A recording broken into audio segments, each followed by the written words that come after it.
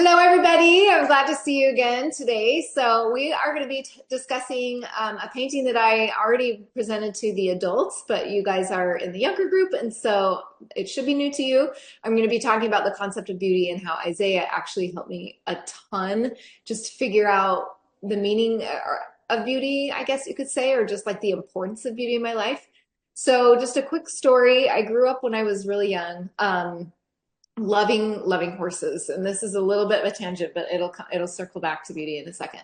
So I just love horses, and my grandfather was willing to give me a horse, and I was like super stoked because in my kid brain it was like, a horse? You're making me a horse? And I thought the expensive part was like buying the horse because they're thousands of dollars, and I just didn't realize how expensive they were to keep. So my parents kind of laughed at me and patted me on my little 10-year-old, 11-year-old head. And they're like, yeah, we're not gonna take the horse. And I was like, why? And they said, because we don't want to pay for it every month after month after month. And so I realized, oh, shoot, there's more costs than just buying the horse. So, but my mom did give me this caveat. She said, if you can figure out a way to pay for the horse yourself, then fine, you can have it. And I was like doing the happy dance. Like I really wanted this horse. And so I just figured, okay, I'll figure out some way to do it. And that was when I began for the first time selling my artwork. So my friend had some dogs that her mom would take to dog shows regularly. And people at dog shows love their dogs. And so I just did, like, I would travel with her mom around to different shows, and I'd probably do three or four a year. And then I would be able to earn enough that I could pay for my horse. So that was kind of like my first early success being an artist. And then as I got up to like upper high school, my art teachers and stuff were always really encouraging, like, you're really good, you could do some amazing stuff. But pretty much all of them said, you'll never make a living as a painter, you can't really be an artist, you got to pick a more practical degree. And so I just really internalized that art was like not this legitimate thing, doing art. And and I didn't want to be somebody who like kind of fit the mold of the artist, especially after I got into college. I kind of like connected. I'm an artist with like I have purple hair and like 20 earrings, and like that didn't feel like me, right? I was like, well, I don't know, I'm pretty conservative, and so I just really kind of distanced myself from the art world. And so I kept thinking, okay, I have to do something practical because art really is useless, right? Like that's kind of what I had come to that conclusion with all of this feedback from everybody. I mean, everybody always says, the starving artist syndrome, and um, it's just the biggest thing that they would say is just art is like a luxury, but it's not really necessary. So it just felt useless to me, and I wanted to be a useful person. So I did like graphic design. I did all these degrees, and I won't get into the whole story. I had like 6 or 7 degrees before I finally just picked one and finished in it. And I didn't even really love the one that I finished in. It just didn't feel like me. And so, but I just like wanted to finish school. So I finished my degree, got out of school, and I graduated with this feeling of like, at least I have a practical degree that is useful now. And my husband and I just got married. We moved to Chicago because I was told that was like the hub of the industrial design world, which is the degree I graduated in, and I'd be able to get a good job. And like the whole point of going to college was to go to school to get a good job. At least that's what was told to me all the time. So I'd done the practical degree. I figured I'd be marketable. I got to Chicago, and there wasn't a single job listing looking for an industrial designer, like nowhere. So I felt kind of jaded, like mad, like I had given 6 years instead of 4 years because it took me so long to pick a major. It took me 6 years in college to graduate, and then I had nowhere to go, no job, nothing. And that was super frustrating for me, really frustrating, mostly because it had been a sacrifice. Like I had kind of given up my art, and it had been a sacrifice with this like deal, this promise that if I made the sacrifice, I would have a good job. And I just didn't, and I couldn't find a job anywhere. So it was really frustrating for a while. And I remember my husband asking me, like, what do you want to do? Like, what do you want to do if you could pick? And I said, well, I totally love doing art. I've been doing art since I was a little kid. I always drew, never put down my pencil as a kid. So like I would do that if I could because I really enjoy it. And but like nobody can be an artist for real. Like that's the dumbest idea ever. And he was the very first person in my whole life, my husband was the first to contradict me. And he's like, yeah, you can. I mean, my parents bought paintings from a guy who was a full-time artist and they have paintings on their walls, and my uncle was a full-time painter, and like I had like never known anybody even existed, and here they are, these men providing for their families by being painters. And it kind of blew me away. Like, what? Why didn't anybody tell me this in college, that this was an actual possible thing that I could do? And probably they just didn't know. I don't think they like were trying to be tricky or anything, but I just felt so frustrated that nobody had ever told me this, or that I'd never been exposed to this information. And it was all part of my journey. I don't regret going to college. I don't regret what I learned there. I don't regret what I had to unlearn, because I learned some things that were not great in college. Namely, like realism was dead, it's stupid, don't do it. And it was like this whole unraveling of everything that I thought I knew about the practicality of art. And so I decided, okay, I'm just going to start a business. So I started a painting business in Chicago. And oh, it was actually in Kansas after we moved to Kansas. Anyway, I started that business, and within my first year, I was able to make about $30,000, which is pretty good for a first year in a business as an artist. So I should have been excited. Like, here I was proving that there is a practical use for this. Like, I could actually earn money with it, and I could actually turn it into a job. I was actually able to quit my full-time job that I got in a completely unrelated field. I was able to quit that and do this full time, and I was feeling really excited about it. So, but right when I thought that I should be excited that my business is growing, I had this like huge doubt in my mind creep up again. And it was just this message that, okay, even if I can make a living with it, so it's practical for me as a human person, the people that I'm selling to, like, it's not very practical. Why are they spending their money on this? Couldn't they buy like a car that could get them from A to B, or like donate to a charity? Like, I really started feeling like what I was doing wasn't wasn't useful in any way to them. I just felt like I was kind of wasting my time and their money because I wasn't doing anything important. And so I really hit this like roadblock in this mental roadblock, that I just felt like what I did was not, it was not blessing the world in any meaningful way. And I didn't feel good about continuing to do something. I remember crying to my husband, like, they're just wasting their money. And it was a major mental block for me. I've just always kind of wanted to do something that made a difference in the world and like mattered. I don't know. I'm sure you guys can relate to that. So I had a really hard time for a really long time with this. And for a while, I kind of fell off the bandwagon doing my art. I started having kids and life got busy and crazy. So I just really hadn't done any art for a while. And as I was starting to study Isaiah, I stumbled upon some really cool stuff that brought me some huge comfort. And the thing I stumbled on was, I'm going to show you, let me share part of my screen here. Oh, and I see people have said something in the chat. Hold on just a second. Oh, Hannah, no, you're so sweet. You're welcome to jump on anytime. This is a really flexible class. So if you have something to say, unmute yourself and say it, because I want this to be more of a conversation than me just chatting. But sometimes I chat just because a lot of times it's still quiet and it's not a huge conversation. So that's okay too. You said realism is the only way that you do art. Me too. I feel like it's been, that's a whole other story that we'll talk for another time. I think realism can be so incredible and amazing. I'd love to see your stuff, Hannah. So if you ever want to send me some of your stuff, I'd love to see it. So Thank you. I'm going to share my screen here. It is, let me find the right thing that I can pull up here. Actually, that's the painting. So I'm going to pull that up in a second. And I'm going to pull this one up. Okay. So I figured this was the easiest way to show you. I could go grab my actual big giant Strong's Concordance book. In alphabetical order in the English section of the. Whoops. Could you guys hear that when the speaker was coming? I was speaking out of the computer when I press play on my own video. Can you hear that?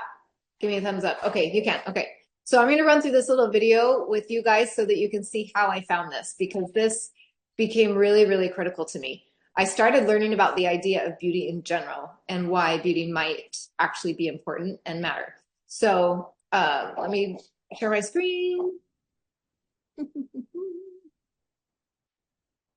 Right here. Okay. Allow that.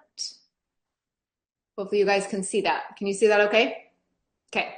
So this is, I'll just kind of run through with my own words so I don't make you watch the full video. But essentially, this is the Strong Concordance. When you open it up, you can see like right here, there's an F. You know, this is like alphabetical order, A, B, C, D, E, F. So you can look up any word just like you would in a dictionary. Okay, so any word that's in the Bible.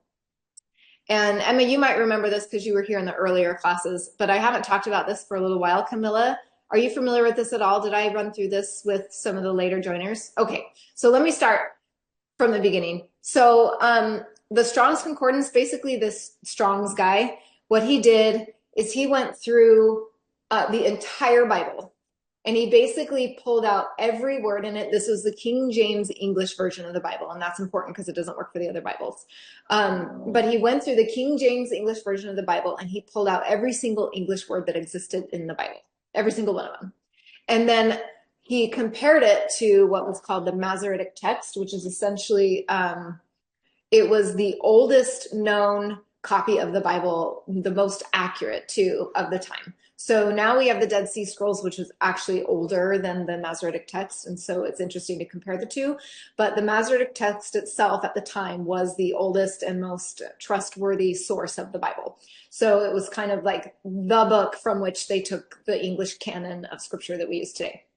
And different religions took different canons. So, but the one that we have, King James, that's kind of like all Western Catholicism, Protestantism, all used this particular combination of books that they created called the Bible. So this Masoretic text was really awesome. And Mr. Strong would take all these English words and then he would look up the equivalent Hebrew word from the Masoretic text. And so he would say, oh, well, right here, this word says lamb, and it's the Hebrew word Shabbat. Just kidding. I don't know. I'm just making something up because I don't know what that word is. But then in another scripture, it might say lamb in the King James Version, but it might actually be a different Hebrew root word. It might be a different word, but it was kind of a flexible word. So there's two ways you could say lamb. So, and that makes sense with us. Like we can say something is cute or adorable. You know, we can have two words for the same with the same basic meaning. And if you were translating to another language, somebody might use in their language the same word for both cute and adorable, right? Like in sign language, for example, they don't have a ton of words. They would say, oh, that's so cute, or oh, that's precious. But either one of those could be translatable for cute or adorable or whatever. So what Strong's did is he tried to take every English word and match it with a Hebrew word. And even maybe there were 6 or 7 Hebrew words that were translated as, say, like king. And then maybe there were different Hebrew words that were used that were translated then to mean king. But you can always get it straight by looking it up in this Hebrew dictionary. So every time I want to understand the meaning of a word in scripture, I love using the Strong's dictionary because I actually eliminate the language barrier. I'm not just working with English. I actually get to go back to the original Hebrew without having to know Hebrew because I don't know Hebrew. And that feels a little intimidating to me to learn that whole language. So this makes it super, super easy because all I have to do is take the English word, I look it up, and you can see here, I'll zoom in. I'll zoom in right here if I can. Let me go. So you can see my finger, it's kind of blurry, bummer. But you can see right here, this is the word judge. So in English, this would be the word judge. And you would look down and this is like a little shortened passage. And this one looks like Genesis 15. This looks like Deuteronomy. This looks like Deuteronomy, all the way down to, you know, this goes all the way through the Bible. So once you go through, and he did this for the Greek Septuagint too, so it works for the New Testament as well. So the Old Testament was in Hebrew, the New Testament is in Greek. So you can see some of these down here are italics. That just means it's the New Testament. I hope I'm explaining this well. But essentially, when you go here, these over here, if you can see this very well. Those. Ah, There is actually, that might get more focused for you. Just a second, so you can see a little bit better. There you go. Okay, that's way better. So Genesis, Exodus, Leviticus, Numbers, Deuteronomy. You can see all the cases where this is judge.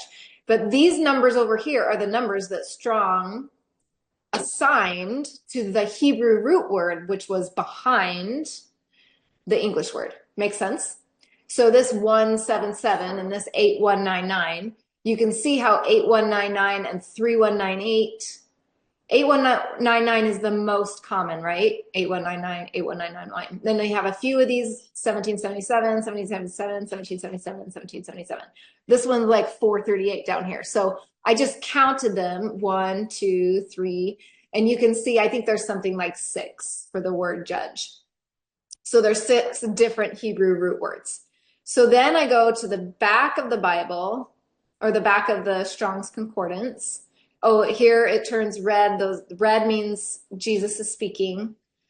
And this italics means this is New Testament. So you can kind of see how it breaks up there. And whoops, that's how you see on your phone, how you use it on your phone. So then, excuse me, if you follow, you look up this root word, 8199, it's the Hebrew root shaphat. And it means to judge, but it can also mean to pronounce a sentence for or against. So it can be kind of like you're, either you're convicted or you're set free. To vindicate could mean like to make vindicated, you were right. Or it could be to punish because maybe you were in the wrong. It can mean to govern something, probably to govern it righteously if it's God doing the judging, right? It could be to pass a law, like to litigate. So all these words judge, when you're in the New Testament, you can actually see, the Old Testament, you can actually see that every time this word shaphat shows up in the Masoretic Hebrew text, you can see this word judge, plead, avenged, condemn, execute. It's been translated all these different times. So judge the most times at 119 times, but sometimes it's said that it means defend, like he's coming to your defense. Maybe it means execute or condemn, but that only twice did it say that. To plead for somebody who is struggling. I think that's really interesting. You're pleading on their behalf. That was 11 times. To avenge somebody who's been wronged, that was 2 times. So there's some positive aspects to judging because it's been translated all these different ways to plead in behalf of somebody. So I love looking up this Hebrew dictionary because instead of reading the word judge as like being some like super harsh thing, I can go back in these words and I can say, oh, judge actually means, it could mean to plead on my behalf. Like, thank heavens God judges me because he's going to be my advocate. He's going to help me out. And it's more often translated as plead or avenging me from like some kind of wrong, like making something right, than it is to condemn or execute me, right? So, and defend, like he's going to defend me. So I really, really like looking at these words because it changes the feel of the Old Testament to me. And it's really helped me a lot with Isaiah. So the reason that I wanted to show you all of this, and you can do it online too, and I've walked through a couple words online. The reason I wanted to show you how the book works is because I've never found a way to do this equivalent thing online. But when you look up, I didn't bring my book in here, and please forgive me if I get my numbers wrong because sometimes I do. So I want you to think about English. Oh, let me stop screen sharing here.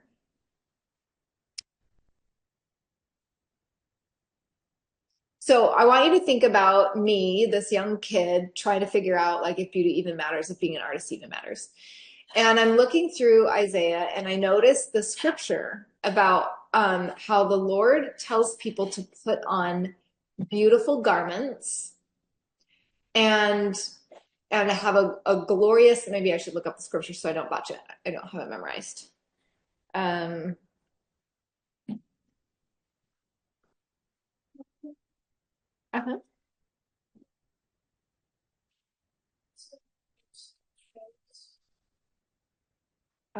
Not right now. I'm teaching a class. Sorry, bud. Okay, so here is Isaiah 52:1. He says, awake, awake, Put on thy strength, O Zion, put on thy beautiful garments, O Jerusalem, the holy city. For henceforth there shall no more come unto thee the uncircumcised and unclean. So we have awake, awake, put on thy strength, O Zion, put on thy beautiful garments. And I thought about that, like, why beautiful? What was the point of beautiful?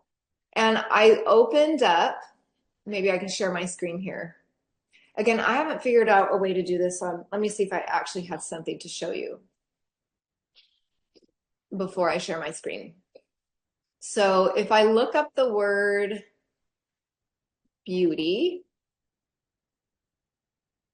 and I go to dictionaries, maybe it will show me on here. I don't think it will. Devotion, help, tool, study, commentaries, Blue Letter Bible.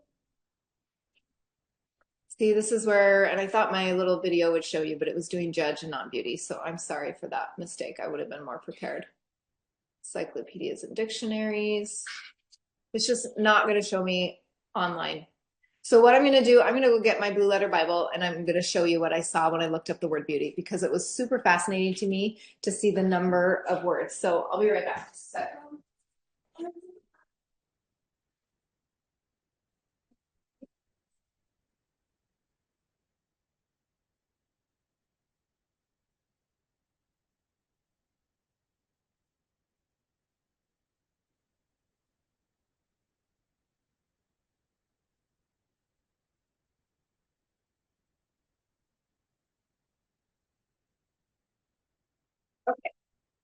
Thanks for your patience, guys. So this is the one sad part about using the online. It's really easy to look stuff up online, like super, super, super easy. But this is the one thing I have not been able to duplicate, and which is why I still really like having my original book. So when I looked up beauty, because I was really curious that he was saying that at like the epitome of their height of their righteousness, they were going to be really beautiful. That word caught my attention because I just kind of thought beauty was useless. So if you look right here and tell me if you can see this. Tell me if you can see this. I'm gonna try and get it. I don't know if the computer's gonna show it. Darn it. It's not gonna show it. The video quality is too poor. Could you see it at all? No, it was too blurry. Do you have like a filter on or something? Because sometimes that's the problem. Yeah, I do. Maybe I do, but I'll just explain it because I don't know how to, I don't want to waste too much time looking for the filter. So the word beautiful itself, just beautiful, there were 7 different Hebrew root words. So with judge, we had like 3 was like most of them, right? You saw those 3. For beautiful, there were 7. And you have to think of like a whole pool of building blocks, Legos or something. Think of English having like a giant tub of Legos. If you want to find words to describe stuff, you've got all these Legos. You can pull lots of different words out, right? And try and describe this theme that you're trying to share with somebody else. But Hebrew compared to English is like a little Tupperware full of Legos. Does that make sense? Like they just have like a few, they have so many fewer words than English. That just like a very conservative estimate is they have 5 times fewer. A really expansive, like if you include like computer and medical terminology and stuff like that, some people will say there's 1 Hebrew word for like every 200,000 English words. I mean, like crazy odds, right? So there's a lot more English words for every single Hebrew word. So it really blew me away that for the word beautiful, and that's beautiful only, not even beauty, but beautiful only, there were 7 different Hebrew root words for this. So of their tiny limited vocabulary, they had 7 different ways to describe this word beauty, which totally blew me away. And then if you look at the word beauty instead of beautiful, it gets all the way up to 11 or 12 different root words. So like, whoa, right? That's a lot. They reserve a lot of words to describe this idea. And we just have like 1, like beautiful. Maybe you could say pretty, maybe. Like, but what else? Do we have any other words besides beautiful? Like that's like how boring. Come on, English, you have all these words. You didn't come up with anything else. So it's really fascinating because I looked up each one of these. So, like all the little numbers, there was 3303, 8309, there's 2896. And I went through and looked up in the Hebrew, all these numbers I was looking up to see what they all meant. And it was really interesting because they had different words. Hannah, your hands up. Go ahead. Is exquisite another way to say like beautiful or something? Oh, you could. That's a good English word. Like something is just really exquisite. That's a really good example. I'm sure we could think of a few more. Exquisite doesn't show up in the King James Version, so maybe that's a newer word that we got borrowed from other languages. I'm not really sure, but I don't know. Maybe now I'm curious. I wonder if exquisite shows up in here and if it has the same root words. Let's look it up. EX. Exquisite. It's EXQ, right? Am I spelling right? Uh, I think so. Okay. But I'm not the best at spelling, so don't take my word for it. It's definitely not EXQ. There's nothing in here for there. Let's do EXU. Nope, it's not there. Let me just make sure my spelling is right here. Exquisite. Yeah, it definitely is Q. Exquisite. Yep, that's not in here. So it wasn't part of the English word when they were translating King James Version. They didn't use the word exquisite. So, but when you look up the word beautiful, it's really fascinating because there is like a word beautiful that means like visually pretty. Like if somebody's physically attractive, right? If you see a guy that's cute or whatever, we would say, "Oh, he's so cute." They would use this word to mean that, like from the external, from the face, is the way of his build, whatever, it means externally pretty. So when we say, true beauty is within, that wouldn't be the kind of word that they would use. They would use this Hebrew word to say your external good lookingness, right? And then they had another word for internal goodness and internal character. So when we say beauty is within, that's what we mean, right? Like when our young women leaders are telling us that it's okay if you don't feel like you're pretty on the outside because the good character within, like that's really what counts. That's what's really going to attract people. And they're so true. I just remember hating hearing that when I was a young woman. I don't know about you guys, but like I still want to be pretty on the outside too. Come on. But that is, it suggests those two differences, right? So we have the beauty within, and then we also have the beauty without. We have the external beauty. And they have two different words for that. Whereas in English, we're just like, you could say good character, but you can also say beauty within. So that word beauty gets used over again in English where it doesn't in Hebrew. They have a different word entirely. And then they have another word for that is actually translated as the word glory more than twice the number of times that it's translated as the word beauty. So if you think of like, for example, when you are looking at a sunset and it just takes your breath away, right? And you're looking at the horizon and you're like, oh my gosh, I've never seen anything that looks like this before. And you kind of pause for a moment and you soak it in and you see the colors and you see the glowing, edges of the clouds and you see some rays coming through. And when I described that, I intentionally did not use the word beautiful because you could say, right, that sunset is the most beautiful sunset I've ever seen. You could say that, but you could also say that is the most glorious sunset I've ever seen, right? Does that make sense? So like even in English, beauty and glory can be interchangeable, just like beauty and good character or beauty and good looks. They can be interchangeable. Hebrew has its very own word that is interchangeable with glory. So in some contexts, the Hebrew, the King James Version translators of the Bible would translate it as glory, and sometimes they would translate it as beauty. But it was this interchangeable idea. And I actually found another scripture in Isaiah that combines this idea of glory and beauty. He has a glorious diadem, and then he has a beautiful countenance. And a diadem is like a crown. So he has a glorious crown, a beautiful crown, and he says it twice for emphasis because he is using different words to mean the same thing, like in a poetic sense, to really emphasize this idea. So again, here in this scripture, when we see awake, awake, put on thy beautiful garments, that word, the root under that word is this glory word.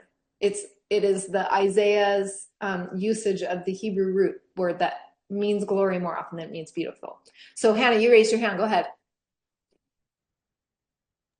I actually just learned about that, about the emphasis, but I didn't learn about it like being like a poetic thing. But I think it was when David lost his son, and in the scripture it was talking about how he repeated my son like twice, and they did that to like emphasize how he would be feeling.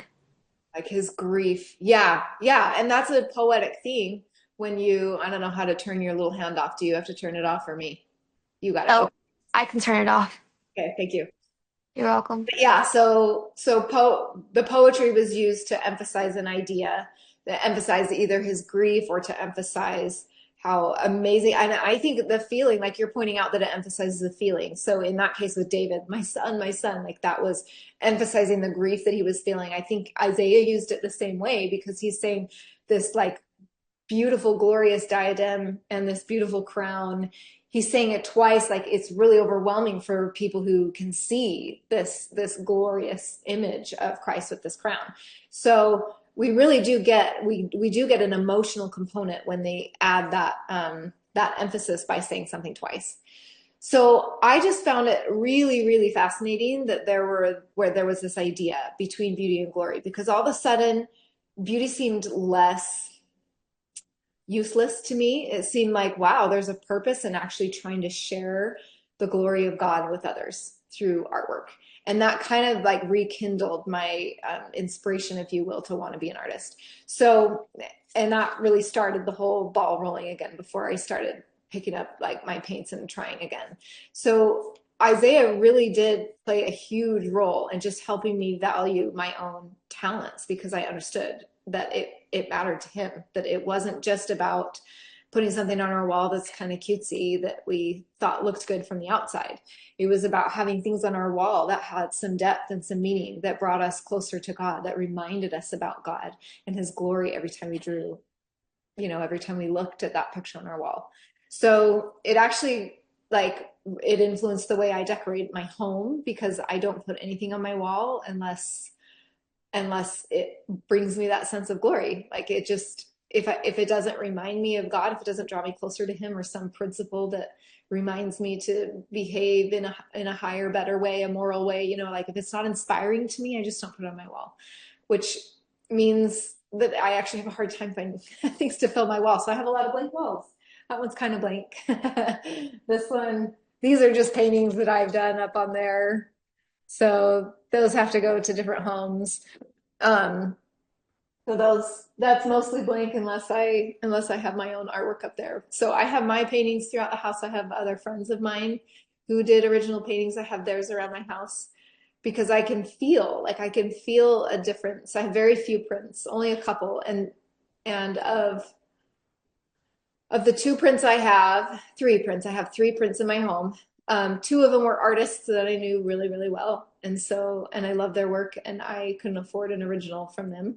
So I bought their print, but I have that connection of the artist that I'm with. And then the other one, I saw the original in real life. It's owned by like Denmark or something. Like I don't know who exactly owns it, but he was a German artist, and he came over when they brought all the Danish paintings from Karl Bloch. They brought his name was Franz Schwarz. And when you walked into the gallery, it was the first painting. It was just huge in this giant gilded amazing frame, and you could see I could get my nose in the brushwork, and I just had such a like spiritual experience with that painting at that moment that I wanted a print of that. So I did buy a print of that, but everything else in my home is original because when you can see the brushwork and when you can feel what the artist has put into that, it carries a spirit with it that I just can't get out of a print. So I just need, like, personally, for me, it's really meaningful to have originals on my wall. So I'm really particular. So I'm not saying you have to do that same thing if you fall in love with a print, and you can have an experience with artwork, then by all means buy the print. But don't ever get lazy and just do something because it's on Pinterest, okay? Don't ever do something just because you think it's cute. Like have meaningful artwork in your home, and it really really helps. Hannah, go ahead. Have you ever done like art like with a like sketching like with a graphite pencil or charcoal? Yeah, yeah. That was my preferred medium for most of my childhood. I didn't get into oil painting actually until I was already married. So, yeah, I did a lot of charcoal. I did a lot of chalk artwork as well. I have some like that was actually how I would do my dog. Um, and I would do colored pencil too, like the nice ones. What are they called? Prismacolors. I would do those too. Is that your preferred medium, Hannah? Charcoal? Yes, ma'am. I don't do charcoal very much. At least I honestly have not learned about it actually. Like I haven't learned how to use it really. But I use graphite and sketching with like dark pencils, you know, dark leads with the sketch pencils, like they go two different numbers to do the Like the 1H and 2H and, 2, yes. 3B, 4B, 6B. Yeah. Yeah. Yes. I just go through those, like I go through the lightest and then try to work my way up, make it darker so it's able to be seen better. Cool.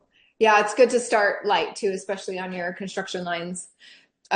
This is one of my favorite things. Can you see that? Is it gonna blur? No, it's gonna blur. I really hate And this. there's a huge glare on it, I can't see it. Can you see that a little bit better?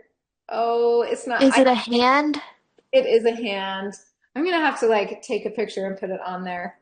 But I wonder how I can do that. Am I able to take a picture?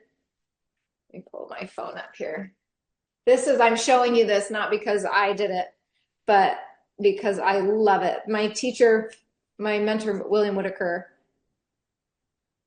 did this with, it's called Conte Crayon. It's kind of like charcoal, but you can sharpen it by sanding it. So it's just kind of like it's kind of like a stick, like vine charcoal. And um, and so you can sharpen it by just sanding it and getting a really sharp point. And then he just made this beautiful hand. I'm gonna see if I can upload it. I don't know if it will work, but let me try. You could try putting it on the event or something. Oh, that's a good idea. Yeah, I could do that. Let me see. I can try this too, just really quick, so it's on the video.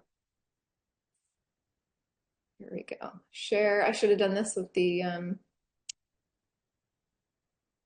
book. Here, can you see this? This hand right here? That looks amazing. I can't do hands that good. That's my teacher did that hand, and this is the only original I have from him. I actually have one more, but it's not here. I keep it in a safer spot.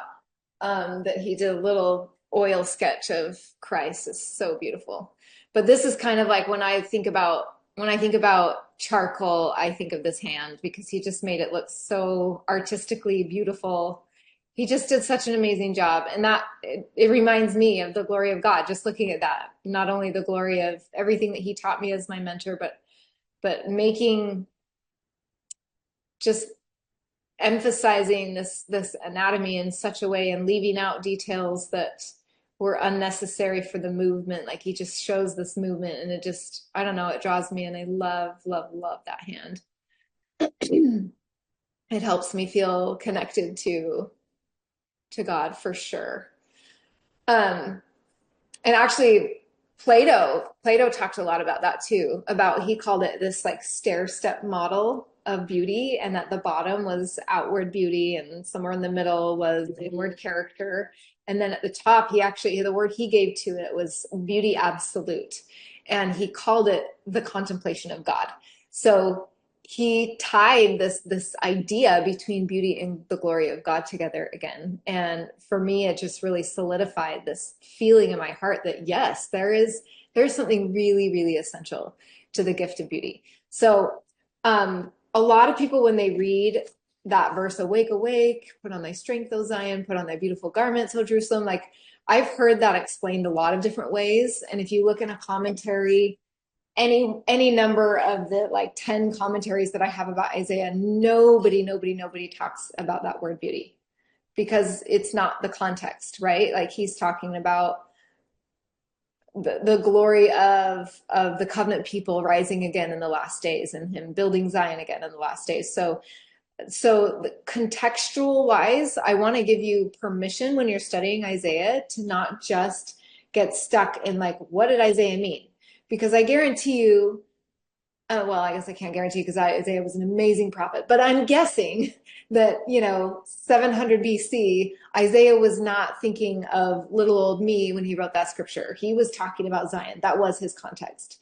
But his usage of Hebrew words and the usage of the word beauty became such an incredibly important lesson to me that I was able to take care out of the scriptures that no commentator is going to care about. Nobody really cared about the Hebrew root word of that before. I've never heard it explained. I've never heard it taught to me, but I wanted to kind of use this as a demonstration of what can happen when you connect with Isaiah with your own questions. Like I had a legitimate question about, do I become an artist? And Isaiah answered that for me because he taught me the importance of the gifts that God has given me. And he has the power to do that for you too. And I don't know what your personal questions will be. I don't know what your personal curiosity is, but if you just read him and you kind of let go of this idea that you have to understand what he originally meant, that can be helpful. But a bigger goal and a better goal is to say, okay, what is he saying to me? What is he teaching me about Christ? What is he teaching me about my gifts? What is he teaching me about my purpose? And when we approach Isaiah that way, it makes it a lot easier to gain lessons from him and not be so intimidated by trying to understand like the countries and the kings and the wars and like all the stuff that he talks about. We're able to just kind of like put that at rest for a while. Eventually, over time, you will learn who those kings were and what the wars were because it'll become more and more and more familiar. But it's way more fun to become familiar with it at first in ways that are uniquely meaningful to you, that you're never going to read about in a commentary because they don't know you in your particular life. You're going to connect with Isaiah a lot deeper if you approach him that way than if you approach him from a like, I got to figure out the whole history and memorize the whole timeline and everything that he's talking about. Because that's just overwhelming. It's overwhelming for everybody. It's why people avoid Isaiah. So that would be my invitation to you. Like use this book because it really, really helps answer so many questions about how to understand what the meaning of the words that he used behind the English. We can read the English and it can be helpful, but I get way more when I dig into the Hebrew words. So we're getting kind of close to the end of class. I want to see if you have any questions about either using this resource or about Isaiah or or the painting. Do you guys want to see the painting that I finally did for this? Okay, just a sec. I did pull this up. I was ready to show you this, although now I'm seeing it. There it is. Okay. So let me share the screen recording right here. Okay. So I pulled up my original file, not the one that's on my website, because that one's kind of smallish. So you could see the whole thing. It zoomed in for some reason. So this is the painting that I did. She's putting on her beautiful garments. And it was a really, really fun process to do this painting because I actually had no idea how I was going to do these robes. Like the point was to share God's glory, right? That's kind of intimidating. I wasn't a very well-practiced artist at this point. So I had no idea how to make this look gold. But I want to show you something in here. Can you see this texture in there? You haven't shared your screen, at least not for me. Oh, I haven't shared it yet? Oh my gosh, I still have the button. Okay, hold on. Let me back up so you can see the whole thing. So that's the whole thing. Can you see it now? Yes, ma'am. I just forgot to push the button. That's so funny. Thank you for letting me know. I hadn't realized you hadn't pushed the button. I thought you were just like about to or something. That's funny. Okay, so this is the painting, and there's a whole story about like I won't tell you the whole story about how I found my model and like just how God helped me know. I was actually going to do an entirely different painting on this idea of beauty, but I hadn't realized yet that word beauty did not have the glorious Hebrew root word.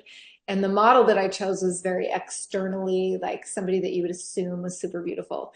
And it just wasn't feeling right. I got all the way to the end of that painting and just, it wasn't feeling like that was what I was supposed to do. And so I started from scratch again and I started over with this. And I found this model in a place that I consider sacred in my religion. She was working in the temple and just she just glowed. She had that internal glorious beauty about her that I just couldn't uh, capture it any other way. Like I did my best to capture it here, but she was just beautiful.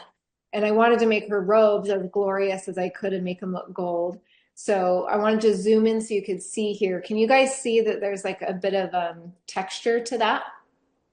Can you see the Yes, ma'am. texture? So this whole thing was actually done in it's called grisaille painting. So you start with just grays, like blacks and whites, and you can build up the whole painting and you get like this tonal just gray, but like almost like a charcoal or a graphite painting, Hannah, like kind of like that. But it's with oil paint instead of obviously a pencil or charcoal. And so I did this whole thing in grays. Everything was in grays. And then I did what was called a glaze, which means, so depending on, I can grab a tube of paint if you want to see, but like this tube of paint right here, flake white, and this tube of paint right here, titanium white. Like they're both white. You think, oh, it's a white. So what? You have a white paint. But they're very, very different because titanium is what's called opaque, which means you can't see through it at all. And lead is opposite. You can see through it. And so what you do with this tonal painting of these grays is you use only paints that you can see through. You don't use the pigments that you can't see through. Otherwise, you'll just cover it up and you can't see anything. But if you use these, and I used lead white, and then I used, I don't know if you guys care about all these details, but I used some yellows, I used some greens, I used some oranges, and I was really careful to use pigments that were all very see-through. And when you glaze these see-through paintings, like scientifically it works like this, like you have a ground and it's either black so it'll absorb the light, or it's gray, it'll reflect some of it, or it's white and it'll reflect a lot of it, right? So the light comes in and it bounces off. And then you put this layer of paint on with just these little dots of pigment and you can see through the pigment. So what happens is the light comes down, it bounces off the gray, the tonal painting underneath, and then it comes through. And because it goes through that pigment and out through that pigment, you can see through it, it kind of creates, it almost makes it look like glitter. And it looks like it glows. And it's something that you can't get in the print. I don't like the print of this painting. You have to see it in real life. It is so amazing to see that glow. And it's actually this painting had a bunch of damage, so you can't even see it now. The original, somebody just really mistreated the painting, and I was really upset about that, but that's okay. That's another story. But the original, before it was damaged, was it just, I put it in an art show, and it was so interesting because one of the cool things about being an artist is people don't know your face. They don't connect it with the art. And so I could stand close to my artwork and people wouldn't know it was me. And I just kind of listened to what people were saying. And the two things that kept coming up over and over and over when they looked at this painting was, oh my gosh, she is so beautiful. And then the other thing was, how did she get the robes to glow? And so the fact that both of those came through, that I was able to kind of like get this glory of God and then this beautiful woman, even though I wouldn't have pegged her as like a runway model, but she just had this beautiful glow about her. It made me so, so, so happy that people could feel that from the painting, even without me explaining what I was trying to convey in the artwork.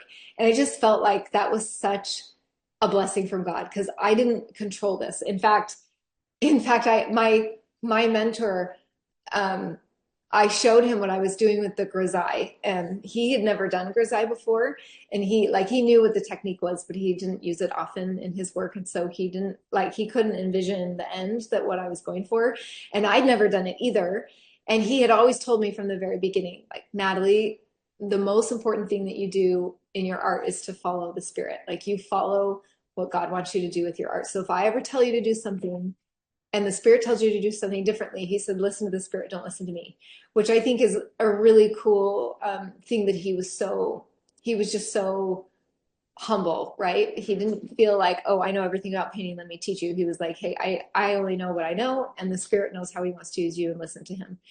And this whole painting was such um, an exercise in that, because when I started doing the grisaille, I was feeling excited about it because I felt like I was on the right track, and it actually came like as this like surprise idea to me. I felt like God was helping me know what to do with this robe because I was really confused and didn't know what to do and didn't know how to approach it, didn't know how to make it glow, didn't know how to make it beautiful, because you know how like gold paint always just looks like gold paint, like it just looks really awful, and I didn't know how to make this look like a beautiful robe.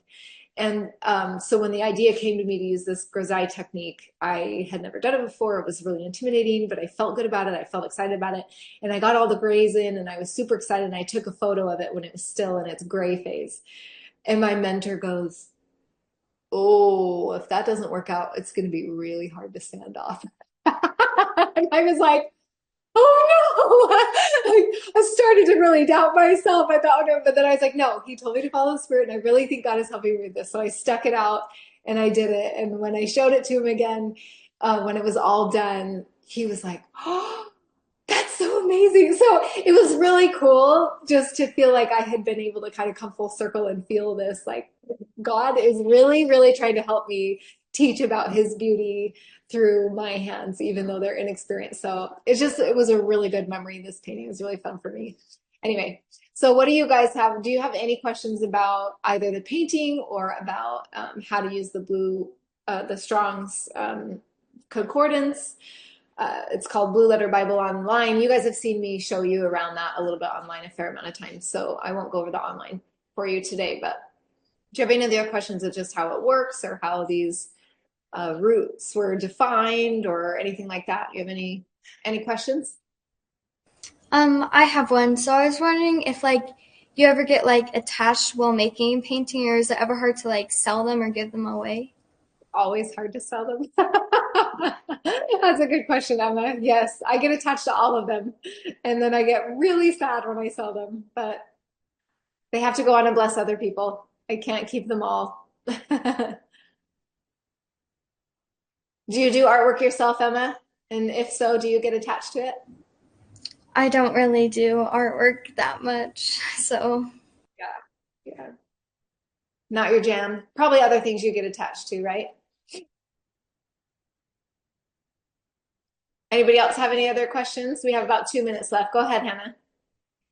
This isn't really a question, if that's all right.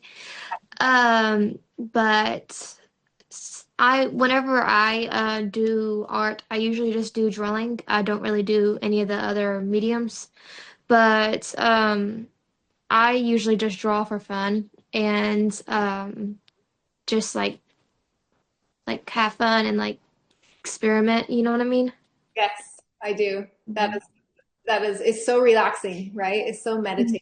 You can do it while your mind wanders, and I feel like God is able to talk to you when you get really in the zone in a painting. It's like your critical chatty brain just kind of like settles down and you're able to be open to impressions. I love the process of painting. Yes. Oh, that's so fun. Sorry, little guy here. Any other thoughts?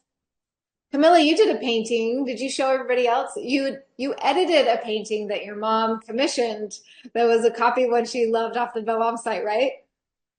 Here, I actually did a little bit more than just Yeah, I want to see. I want everyone else to see. That was such a fun painting.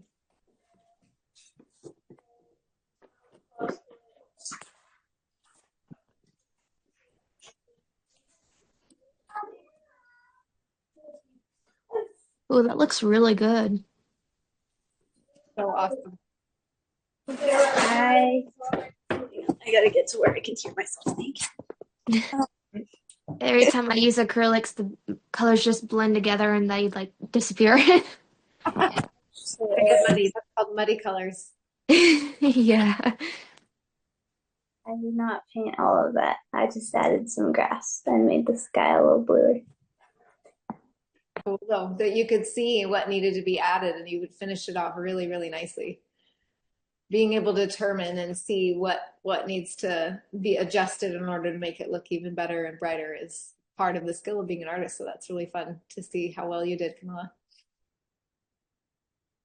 That's awesome. Okay, well, it's 3 o'clock. We'll close up, and I really want you guys to add. Hannah, you asked if you needed to bring anything for next time. You don't really need to bring anything, but I would love for you to give me an Isaiah passage that means something to you, and we can dig into it a little bit more together. I think it would be fun. I mean, like, for example, my sister was curious about the like when hens gather the their chicks under their wings.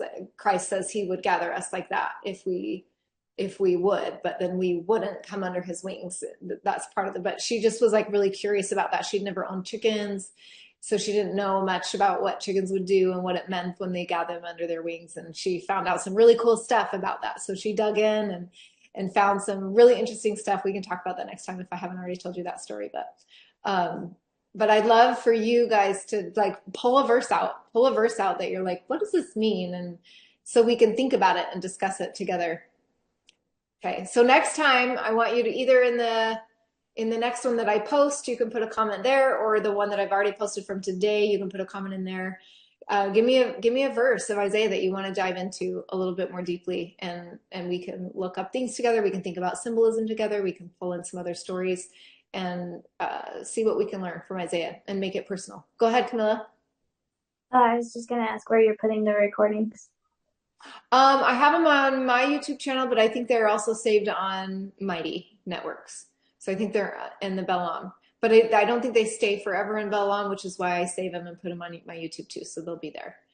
And I put, oh, actually, no, they don't save them in Bellam at all. I just put the link from my YouTube in the comment section of each individual video. So I'll have my little comment box below and I'll say, here's the link to the video, and it'll go to the YouTube channel. And if you have the link, you can watch it. I don't think I make them public because you guys have your names. I take some time to edit them and like cover your names so random people on the internet don't know who you are, first and last names. So that's, anyway, it just takes me a minute to edit them so that I can't see your names. So that link should take you to it, and I don't think it's visible without the link. Let me know if you can find it on my channel without the link. I can't remember if I'm making them public or hiding them, because I do hide your names, so they might be public. Anyway, if that makes sense. If you don't want them to be made public, let me know, because I think I did make them public. So let me know if you don't want them to be public, and I'll take them down. So anyway, awesome, guys. Thank you so much.